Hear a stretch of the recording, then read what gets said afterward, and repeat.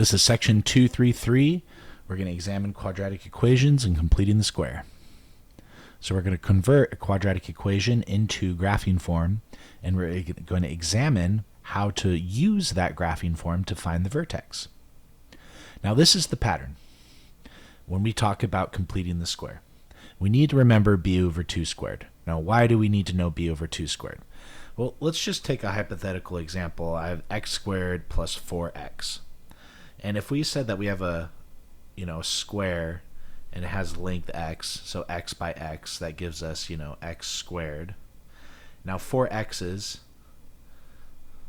that's 1, a measurement of 1, and the length is still 1. Well, if I line up these 4x's, I get this. So I have my x squared, I have an x, 2, 3, I have 4 x's here.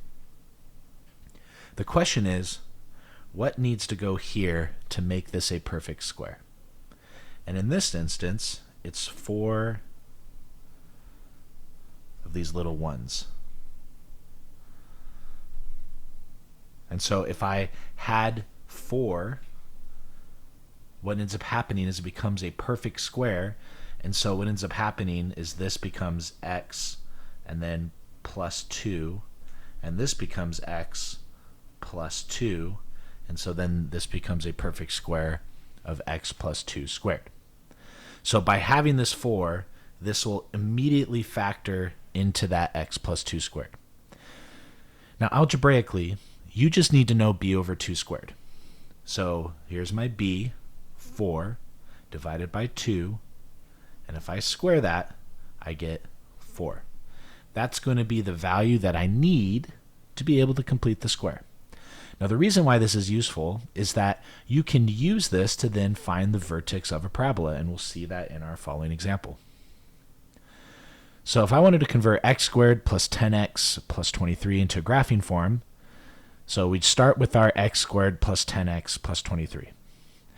We want to isolate the c. If we look at our original example here, this was blank.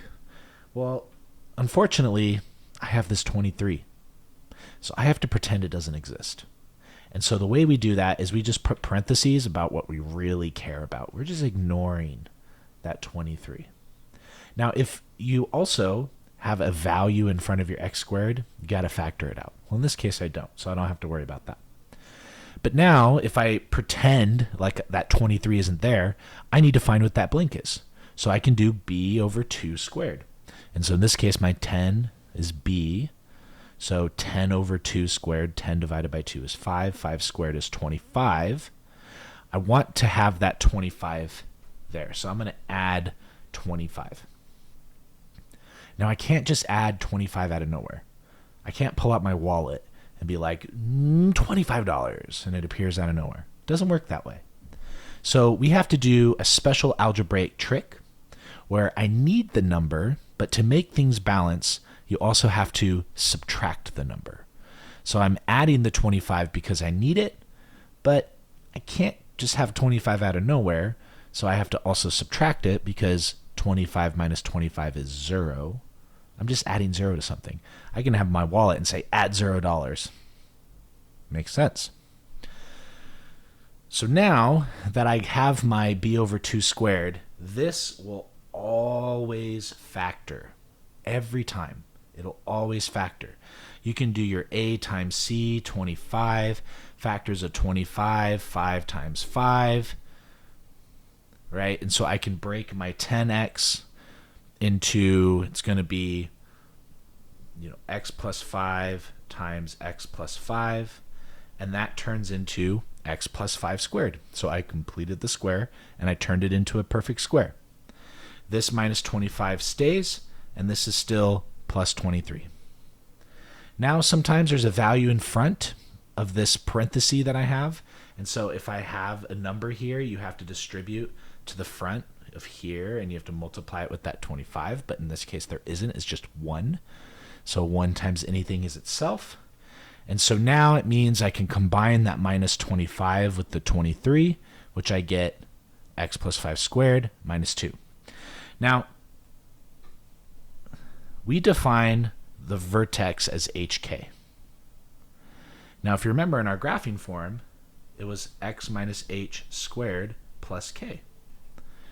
Those are the same h and k's of the vertex. So the opposite here is my h, and then my k, which just stays the same. So the opposite, minus 5, stays the same, negative 2. This is going to be my vertex. So by converting it into graphing form, it's much easier for us to find what that vertex is going to be. Let's look at another one. X squared plus 6x minus 6. So we start with the x squared plus 6x minus 6. I want to isolate c and pretend it doesn't exist. There's no a to factor out, so I don't need to worry about that. So completing the square, b over 2 squared. So b is 6. Divide that by 2. You get 3. Square it. So I need that 9. Now I can't just put the 9 out of nowhere.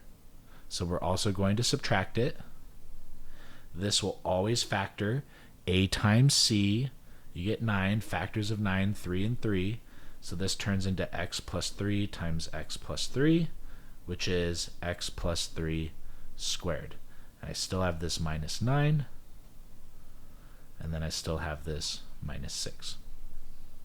Now if there was a number here, we would distribute it, but it's just 1. Now I can combine the minus 9 and the minus 6.